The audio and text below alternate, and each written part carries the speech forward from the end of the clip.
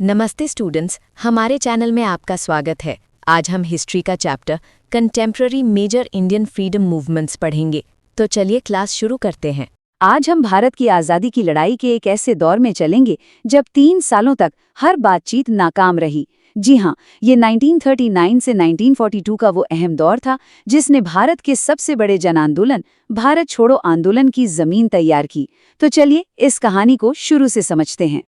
जरा सोचिए, साल है 1939। पूरी दुनिया में जैसे आग लगी हुई है। दूसरा विश्व युद्ध शुरू हो चुका है और भारत से तो पूछा भी नहीं गया और उसे अचानक इस ग्लोबल लड़ाई का हिस्सा बना दिया गया।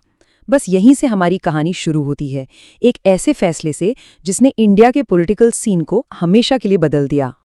तो हुआ ये कि ब्रिटेन ने एक तरफा फैसला लेकर भारत को युद्ध में ढकेल दिया और बस इसी एक कदम से एक बहुत बड़ा पॉलिटिकल संकट पैदा हो गया जिसके नतीजे बहुत दूर तक जाने वाले थे। अगले कुछ मिनटों में हम इसी टाइमलाइन को फॉलो करने वाले हैं। एक एक करके देखेंगे कि कैसे इन घटनाओं ने टेंशन को इतना बढ़ा दिया कि बातचीत के सारे रास्ते ही बंद हो गए। ये इंडियन नेशनल कांग्रेस का पहला बड़ा पॉलिटिकल प्रोटेस्ट था। मैसेज बिल्कुल साफ था, हमारी मर्जी के बिना हम इस लड़ाई में शामिल नहीं होंगे। सिंपल। इस एक कदम ने ब्रिटिश सरकार पर जबरदस्त दबाव बना दिया। तो इसके जवाब में कांग्रेस ने अपनी 2 मेन शर्तें रखीं। उन्होंने साफ साफ कहा कि अब सिर्फ वादे नहीं चलेंगे, अब चाहिए कॉन्क्रीट एक्शन। पहली शर्त, भारत की पूरी आज़ादी का ऐलान करो, और दूसरी, सेंटर में फौरन एक नेशनल गवर्नमेंट बनाओ। मांगे बिल्कुल सीधी और साफ थीं। और इसके बाद जो शुरू हुआ ना, वो बिल्कुल एक पॉलिटिकल टेनिस मैच जैसा था।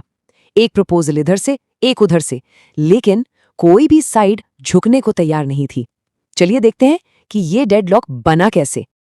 ब्रिटेन ने जवाब दिया अपने ऑगस्ट ऑफर के साथ। उन्होंने कहा, ठीक है, वॉर के बाद आप अपना संविधान बना लेना, लेकिन कांग्रेस की जो सबसे बड़ी मांग थी ना, यानी फौरन एक नेशनल गवर्नमेंट बनाने की, उसे तो पूरी तरह नजरअंदाज कर दिया। और हाँ, इसमें मुस्लिम लीग के लिए भी एक आश्वासन था, जिससे साफ लगता था कि ब्रिटिश कांग्रेस और लीग के बीच की दूरियों का फायदा उठाना चाहते थे। यहां साफ दिखता है कि दोनों ऑफर्स के बीच जमीन आसमान का फर्क था। कांग्रेस कह रही थी हमें अभी एक्शन चाहिए, जबकि ब्रिटेन कह रहा था सब कुछ बाद में। तो ये सिर्फ टाइम का फर्क नहीं था, ये तो भरोसे और नियत का भी फर्क था। तो नतीजा, एक कंप्लीट डेडलॉक। ब्रिटेन का ऑफर किसी को भी पसंद नहीं आया, ना कांग्रेस को न मुस्लिम लीग को। दोनों ने इसे रिजेक्ट कर दिया और इससे पॉलिटिकल क्राइसिस और भी गहरा हो गया। और जब लग रहा था कि सिचुएशन इससे ज्यादा खराब नहीं हो सकती, तभी एक बाहरी ताकत ने पूरा गेम ही बदल दिया। अब युद्ध भारत के दरवाजे पर दस्तक दे रहा था। साल 1941। ये वो साल था जब सेकेंड वर्ल्ड वॉर ने एक बिल्कुल नया मोड़ लिया। जापान की एंट्री के साथ ही ये लड़ाई साउथ ईस्ट एशिया तक पहुंच गई और इसका सीधा असर अब भारत पर पड़ने वाला था। सिंगापुर और बर्मा का गिरना, ये एक बहुत बड़ा झटका था। अचानक से पूरा ब्रिटिश इंडियन एम्पायर सीधे खतरे में आ गया। तो अब भारत का सहयोग हासिल करना ब्रिटेन के लिए कोई चॉइस नहीं बची थी, बल्कि एक जरूरत बन गई थी, एक तत्काल जरूरत। तो इस बढ़ते प्रेशर के बीच ब्रिटेन ने बातचीत की एक आखिरी कोशिश की। ये एक लास्ट चांस था, एक ऐसा मिशन जिस पर बहुत कुछ दांव पर लगा था। और इस क्राइसिस को सॉल्व करने के लिए ब्रिटेन ने एक आदमी को भेजा, सर स्टैफर्ड क्रिप्स। वो इंग्लैंड के एक सोशलिस्ट लीडर थे और माना जाता था कि इंडियन लीडर्स के साथ उनके काफी अच्छे रिश्ते थे। तो सबको लगा कि शायद यही वो इंसान है जो इस डेडलॉक को तोड़ सकते हैं। इसकी उम्मीदें बहुत ज्यादा थीं। अच्छा, प्रपोजल देखने से पहले एक टर्म समझना बहुत जरूरी है, डोमिनियन स्टेटस। देखिए, ये पूर्ण स्वतंत्रता यानी कि फुल इंडिपेंडेंस नहीं था। इसका मतलब था कि भारत सेल्फ गवर्निंग हो सकता था, लेकिन स्टेट का हेड अब भी ब्रिटिश मोनार्क ही रहता। ये एक छोटा सा लेकिन बहुत जरूरी फर्क है। तो क्रिप्स प्रपोजल के मेन पॉइंट्स ये थे। पहला, वॉर के बाद इंडिया को डोमिनियन स्टेटस मिलेगा। दूसरा, इंडियंस अपना संविधान खुद बनाएंगे। लेकिन इसमें 2 बड़ी शर्तें भी थीं। एक, कि कोई भी प्रांत चाहे तो नए संविधान को रिजेक्ट कर सकता है, मतलब अलग हो सकता है। और दूसरा, कि वॉर के दौरान इंडिया का डिफेंस ब्रिटेन के ही कंट्रोल में रहेगा। तो सवाल ये था, क्या ये प्रपोजल सबको मंजूर होगा? क्या ये वो बीच का रास्ता था जिसका सबको इंतजार था? लेकिन गांधी जी के मशहूर शब्दों में कहें तो जवाब था एक जोरदार नहीं।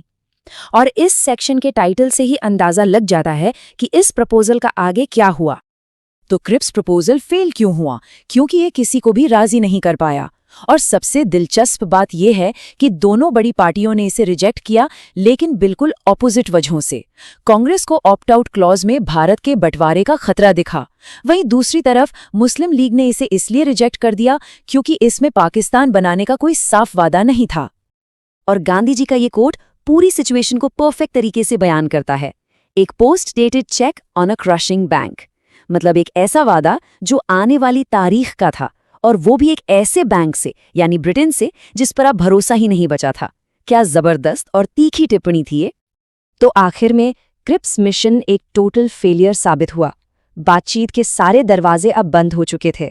समाधान के बजाय इस मिशन ने तो इंडियन पॉलिटिकल पार्टीज और ब्रिटिश सरकार के बीच की दूरियों को और बढ़ा दिया और पीछे छोड़ गया एक खतरनाक पॉलिटिकल वैक्यूम। तो हम इस कहानी को एक जरूरी सवाल के साथ खत्म करते हैं। जब डिप्लोमेसी फेल हो जाए, जब बातचीत के सारे रास्ते बंद हो जाएं और भरोसा पूरी तरह टूट जाए, तो फिर लोगों के पास एक्शन लेने के अलावा और क्या रास्ता बचता है? यही वो फेलियर था जिसने सीधे सीधे भारत के सबसे बड़े आंदोलन, भारत छोड़ो आंदोलन की नींव रखी। जब महात्मा गांधी का नाम जहन में आता है तो सबसे पहले क्या ख्याल आता है? नॉन वायलेंस यानी अहिंसा, है ना? लेकिन क्या हुआ अगर हम कहें कि 1942 में उन्होंने एक ऐसे आंदोलन को लीड किया जो उनके अपने ही सबसे बड़े सिद्धांत को चुनौती देता हुआ लगा? यही कहानी है भारत छोड़ो आंदोलन की, जिसे ऑगस्ट रेवोल्यूशन भी कहते हैं। एक ऐसा विद्रोह जिसने हिंदुस्तान की तकदीर को हमेशा हमेशा के लिए बदल कर रख दिया। तो सवाल यही उठता है कि दुनिया में अहिंसा के सबसे बड़े पैरोकार ने एक ऐसे आंदोलन की शुरुआत क्यों की जिसके बारे में वो खुद जानते थे कि वो बहुत बहुत ज्यादा वॉलेटाइल हो सकता है? आइए मिलकर इस पहेली को सुलझाते हैं। देखिए, 1942 आते आते ना गांधी जी का मिजाज कुछ बदला बदला सा था। अब वो सिर्फ एक शांतिदूत नहीं थे, वो एक रेबल बन चुके थे। एक ऐसे विद्रोही जो किसी भी कीमत पर विदेशी हुकूमत को खत्म करने पर अड़े हुए थे। वर्ल्ड वॉर 2 का माहौल था और भारत एक बहुत ही नाजुक मोड़ पर खड़ा था। तो आखिर ऐसा क्या हुआ था? देखिए, 4 बड़ी वजहें थीं जिन्होंने गांधी जी को इस मोड़ पर लाकर खड़ा कर दिया। जरा सोचकर देखिए। 1, आपके देश को बिना पूछे एक वर्ल्ड वॉर में धकेल दिया जाता है। 2, आप देख रहे हैं कि जो आप पर राज कर रहे हैं, दी एलाइज, वो जंग हार रहे हैं। 3, एक ताकतवर जापानी फौज आपकी सरहदों पर आ चुकी है। और 4, ये यकीन पक्का हो जाता है कि आपके हुक्मरान आपकी हिफाजत नहीं कर सकते। बस यही वो तूफान था जिसका सामना गांधी जी कर रहे थे। तो इन हालात में गांधी जी का तर्क बहुत सीधा और दमदार था। उनका कहना था कि भारत पर जापान के हमले का खतरा सिर्फ और सिर्फ इसलिए है क्योंकि यहाँ ब्रिटिश राज है। अगर अंग्रेज यहाँ से चले जाते तो जापान के पास हमला करने की कोई वजह ही नहीं बचती। सीधी सी बात थी। चलिए अब चलते हैं उस एक ऐतिहासिक पल की तरफ जब बॉम्बे में कांग्रेस पार्टी ने अपना सबसे बड़ा और निर्णायक फैसला लिया।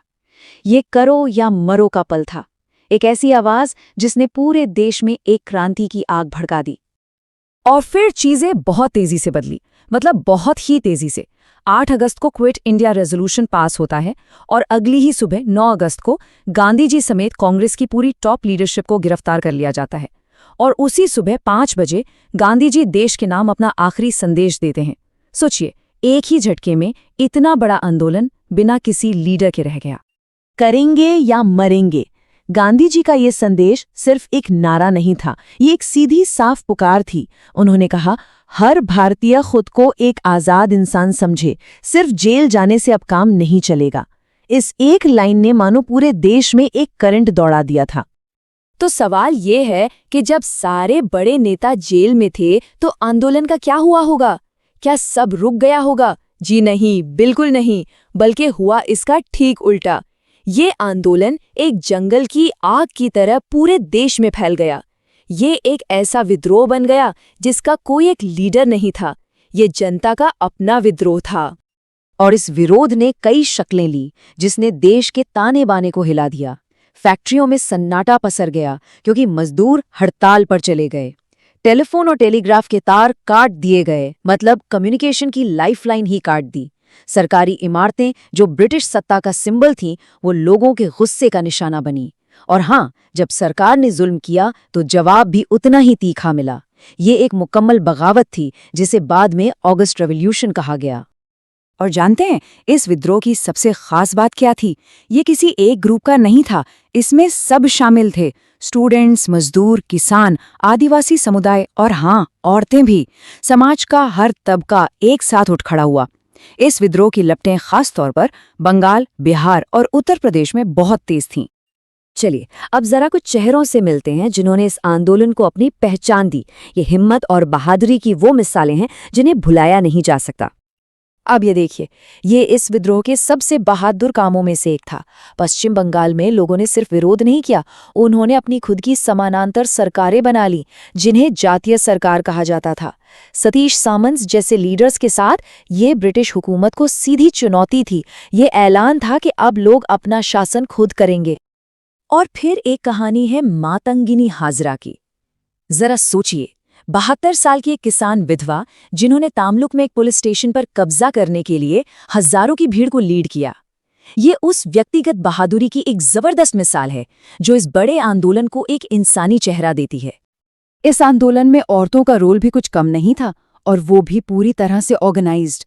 पश्चिम बंगाल में महिला वॉलंटियर्स, खासतौर पर कॉलेज और स्कूल की लड़कियों ने अपनी अलग टुकड़ियां बनाई, जिन्हें भगिनी सेना या सिस्टर्स आर्मी कहा गया। ये सिर्फ भीड़ का हिस्सा नहीं थी, ये एक संगठित ताकत थी जो दिखाती हैं कि औरतें आज़ादी की लड़ाई में सबसे आगे थीं। और एक परत और भी थी इस आंदोलन की, वो थी अंडरग्राउंड, मतलब छिपकर काम करने वाले लोग। अरुणा आसफ अली जैसी लीडर्स ने बॉम्बे जैसे शहरों से एक गुप्त नेटवर्क चलाया और इस विद्रोह की आग को अंदर ही अंदर जलाए रखा। तो अब आते हैं बड़े सवाल पर। आखिर इस ऑगस्ट रेवोल्यूशन का हुआ क्या? क्या ये फेल हो गया या फिर ये ब्रिटिश राज की ताबूत में आखिरी कील साबित हुआ? चलिए जरा इसकी विरासत को समझते हैं। सबसे पहले तो ये समझना जरूरी है कि इस बगावत की एक बहुत भारी मानवीय कीमत चुकानी पड़ी। सरकारी आंकड़े ही बताते हैं कि सरकार के जुल्म और अत्याचार से लगभग 10,000 लोग मारे गए। इसे कुचलने के लिए बेहद क्रूरता का इस्तेमाल किया गया था।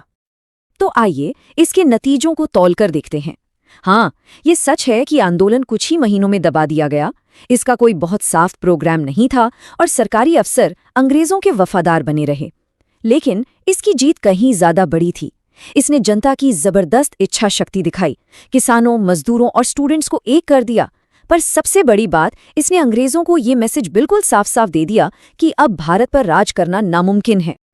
और ये कितना बड़ा था, इसका अंदाजा आप इसी बात से लगा लीजिए कि खुद अंग्रेजों ने माना कि 1942 के इस विद्रोह का पैमाना 1857 के विद्रोह से भी कहीं ज्यादा बड़ा था। ये हम नहीं कह रहे, ये खुद उनके रिकॉर्ड्स कहते हैं। तो आखिर में सवाल यही रह जाता है, हाँ, इसे महीनों के अंदर ही कुचल दिया गया था, लेकिन क्या क्विट इंडिया मूवमेंट वो पॉइंट ऑफ नो रिटर्न था ब्रिटिश एम्पायर के लिए, जहां से वापसी का कोई रास्ता नहीं बचा था? और इसका जवाब है हाँ। ये एक ऐसा आंदोलन था जो ऊपर से तो नाकामयाब दिखा, पर असल में उसी ने भारत में ब्रिटिश राज के खत्म होने की कहानी लिख दी थी।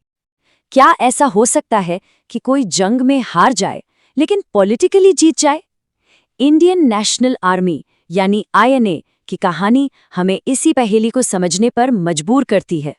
तो ये पूरी कहानी शुरू होती है इसके हीरो सुभाष चंद्र बोस से और उस पॉलिटिकल स्ट्रगल से जिसने उन्हें एक ऐसे रास्ते पर डाल दिया जिसके बारे में शायद ही किसी ने सोचा होगा। तो मामला क्या था? वर्ल्ड वॉर 2 बस शुरू ही होने वाला था और कांग्रेस लीडरशिप के बीच एक बड़ी आइडियोलॉजिकल लड़ाई चल रही थी। एक तरफ थे सुभाष चंद्र बोस, जिनका मानना था कि ब्रिटेन की ये मुश्किलें हमारे लिए मौका है, उन्हें एक अल्टीमेटम दो और पूर्ण स्वराज हासिल करो। दूसरी तरफ थे गांधी जी और नेहरू, जिन्हें लगता था कि फैशिज्म मतलब तानाशाही दुनिया के लिए सबसे बड़ा खतरा है और हमें इस लड़ाई में ब्रिटिशों का साथ देना चाहिए। अब देखिए 1939 का त्रिपुरी सेशन, यहाँ कहानी में एक जबरदस्त ट्विस्ट आया। सुभाष बोस ने गांधी जी के कैंडिडेट पट्टाभी सीतारमैया को हराकर प्रेसिडेंट का इलेक्शन जीत लिया, लेकिन जीत के बाद भी उन्हें पार्टी के अंदर से ही सपोर्ट नहीं मिला और इस पॉलिटिकल खींचतान का नतीजा ये हुआ कि उन्हें इस्तीफा देना पड़ गया। बस इसी के बाद सुभाष बोस ने कांग्रेस से अपने रास्ते हमेशा के लिए अलग कर लिए और अपनी एक नई पॉलिटिकल पार्टी बनाई जिसका नाम था फॉरवर्ड ब्लॉक। ये इंडियन फ्रीडम स्ट्रगल का एक बहुत बड़ा टर्निंग पॉइंट था। और बस यहीं से कहानी एक ऐसा थ्रिलिंग मोड़ लेती है जिसकी किसी ने उम्मीद नहीं की थी। बोस भारत से भाग निकलते हैं और विदेश जाकर भारत की आज़ादी के लिए एक आर्मी खड़ी करने के मिशन पर निकल पड़ते हैं। आप बस इनकी ये जर्नी देखिए, कमाल की है।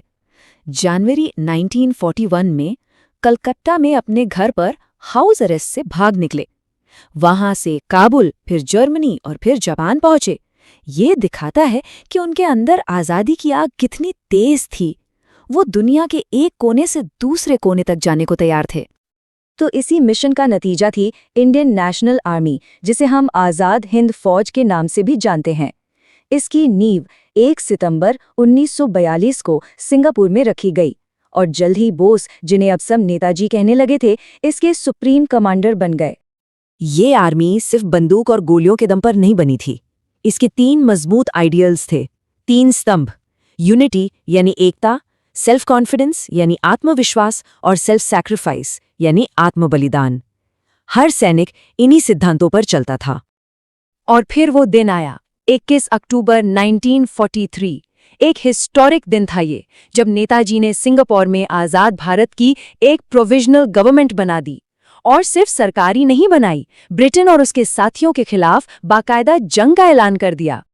तो अब कहानी पहुंचती है असली बैटलफील्ड पर, जहां आईएनए के मिलिट्री कैंपेन की कहानी लिखी गई, उसकी शुरुआती जीत और फिर उसकी दिल तोड़ने वाली हार की कहानी। एक वक्त तो ऐसा लगा कि सपना सच होने वाला है। ये आईएनए के कैंपेन का पीक मोमेंट था। जापानी फोर्सेस के साथ मिलके आईएनए भारत की जमीन की तरफ बढ़ी और मोइरांग में भारत का तिरंगा झंडा फहराया। ये एक सिंबॉलिक जीत थी, एक ऐसा लम्हा जब लगा कि आज़ादी बस अब दूर नहीं है। लेकिन ये कामयाबी ज्यादा देर टिक नहीं पाए। आईएनए की हार की कई बड़ी वजहें थी। उनके पास कोई एयर पावर नहीं थी, जरा भी नहीं। मूसलाधार बारिश और खराब लॉजिस्टिक्स ने उनकी सप्लाई लाइंस को पूरी तरह से काट दिया। पहाड़ों में लड़ने के लिए जो हथियार और गियर चाहिए थे वो थे ही नहीं। ऊपर से जापानियों का सपोर्ट भी लड़खड़ाने लगा। और सबसे दुखद, घायल सैनिकों के इलाज के लिए मेडिकल फैसिलिटीज ना के बराबर थीं। तो जंग के मैदान में तो हार हुई, लेकिन अब कहानी का फोकस शिफ्ट होता है भारत की अदालतों पर। और यहीं से गेम पलट जाता है। पता चलता है कि कैसे आईएनए की हार ने ही आज़ादी की लड़ाई में एक नई और ज्यादा ताकतवर आग लगा दी। अब जंग खत्म होने के बाद अंग्रेजों ने सोचा कि चलो एक मिसाल कायम करते हैं। उन्होंने आईएनए के करीब 700 सैनिकों पर पब्लिक ट्रायल चलाने का फैसला किया। उन्हें लगा इससे बाकी लोगों में डर बैठेगा, पर इसका असर बिल्कुल उल्टा हुआ। इन ट्रायल्स ने ना पूरे देश में जैसे एक आग सी लगा दी। एक के बाद एक विद्रोह होने लगे। कलकत्ता में स्टूडेंट्स सड़कों पर उतर आए। आईएनए के कैप्टन राशिद अली की रिहाई के लिए पूरे देश में आंदोलन हुए। और सबसे बड़ी बात, रॉयल इंडियन नेवी यानी आरआईएन ने खुला विद्रोह कर दिया। और ये जो ऋण विद्रोह था ना, ये ब्रिटिश राज के ताबूत में आखिरी कील जैसा था। इसने उनकी पूरी नींव हिलाकर रख दी। आप सोचिए, जिस आर्मी के दम पर वो इतने बड़े देश पर राज कर रहे थे, जब उसी की वफादारी पर सवाल उठ गया तो फिर साम्राज्य को चलाना नामुमकिन हो जाता है। और यही सब हमें कहानी के फाइनल चैप्टर पे ले आता है, आज़ादी और बंटवारा। ये कि कैसे इन विद्रोहों ने ब्रिटेन को ये मानने पर मजबूर कर दिया कि अब भारत को आज़ाद करना ही पड़ेगा। देखिए, बात सीधी सी थी। वर्ल्ड वॉर 2 के बाद ब्रिटेन की इकोनॉमी पूरी तरह से तबाह हो चुकी थी। वहां नई लेबर पार्टी की सरकार आई थी और उनके लिए भारत जैसे बड़े साम्राज्य को संभालना अब मुमकिन नहीं था। इसीलिए उन्होंने लॉर्ड माउंटबेटन को भारत भेजा ताकि पावर ट्रांसफर की प्रोसेस को तेजी से पूरा किया जा सके। तो माउंटबेटन आए एक प्लान के साथ, जिससे हम सब माउंटबेटन प्लान के नाम से जानते हैं। अब इसमें था क्या? इसमें साफ साफ लिखा था कि भारत का बंटवारा होगा, मुस्लिम मेजॉरिटी वाले इलाके चाहें तो एक अलग देश पाकिस्तान बना सकते हैं, बंगाल और पंजाब को भी बांटा जाएगा, नई बॉर्डर बनाने के लिए एक बाउंड्री कमीशन बनेगा और पावर तुरंत ट्रांसफर कर दी जाएगी। अब कांग्रेस के लिए ये फैसला लेना बहुत बहुत मुश्किल था। जिस बंटवारे के वो हमेशा खिलाफ थे, उसे ही मानना पड़ा। क्यों? क्योंकि उन्हें डर था कि अगर ऐसा नहीं किया तो एक भयानक सिविल वॉर हो सकता है। और उन्हें ये भी उम्मीद थी कि शायद इससे ये जो कम्युनल प्रॉब्लम है वो हमेशा के लिए खत्म हो जाएगी। और इस प्लान का नतीजा क्या हुआ? हमारे सब कॉन्टिनेंट का बंटवारा। पंजाब और बंगाल 2 टुकड़ों में बंट गए। नॉर्थ वेस्ट फ्रंटियर प्रोविंस और असम का सिलहट जिला एक रेफरेंडम के बाद पाकिस्तान का हिस्सा बन गए। तो घूम फिर कर हम वापस उसी सवाल पर आ जाते हैं जहां से हमने शुरू किया था। आईएनए ने सरेंडर किया, वो जंग हार गए, लेकिन उनकी हार और उनके बलिदान ने पूरे देश को इस तरह से जगाया कि उसने ब्रिटिश राज की जड़ें हिला दी और आज़ादी की प्रक्रिया इतनी तेज हो गई कि सिर्फ 2 साल में भारत आज़ाद हो गया। तो क्या इसका मतलब ये है कि कभी-कभी सबसे बड़ी जीत हार के अंदर ही छिपी होती है? इस पर जरूर सोचिएगा। तो स्टूडेंट्स, हमारा पूरा चैप्टर यहीं खत्म होता है। ये चैप्टर इजी है और आपको बस नाम और तारीख याद रखनी है, इससे सब क्लियर हो जाएगा। मिलते हैं नेक्स्ट वीडियो में, तब तक के लिए पढ़ते रहिए और मुस्कुराते रहिए। धन्यवाद।